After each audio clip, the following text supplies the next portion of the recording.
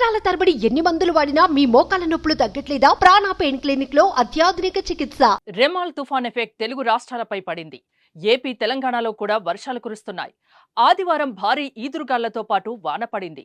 నంద్యాల జిల్లాలోని ప్రముఖ పుణ్యక్షేత్రం శ్రీశైలంలో కూడా వర్షం దంచుకొట్టింది. కుండపోత వర్షానికి లోతట్టు ప్రాంతాలు నీట మునిగాయి. వాగులు వంకలు పొంగి పొర్లాయి.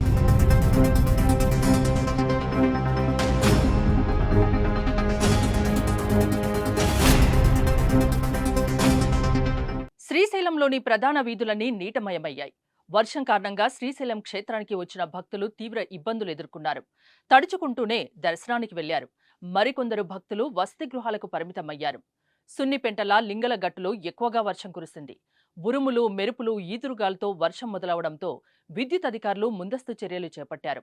కాసేపు శ్రీశైలం క్షేత్రంలో విద్యుత్ సరఫరాను నిలిపివేశారు. ఇదిలా ఉంటే శ్రీశైలం దర్శనానికి వస్తున్న భక్తులు ప్రమాదానికి గురయ్యారు. శ్రీశైలం సమీపంలోని రామయ్య మలుపు వద్ద 2 కార్లు స్పీడ్ బ్రేకర్ వద్ద అదుపు తప్పాయి. దీంతో ఒక వాహనాన్ని మరో వాహనం వెనక నుంచి ఢీకొట్టింది.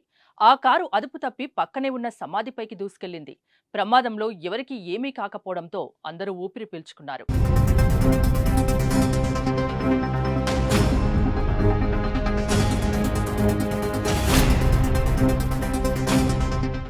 సుమన్ టీవీలో మీ పర్సనల్ అండ్ బిజినెస్ ప్రమోషన్స్ కోసం కింది నెంబర్కి కాంటాక్ట్ చేయండి.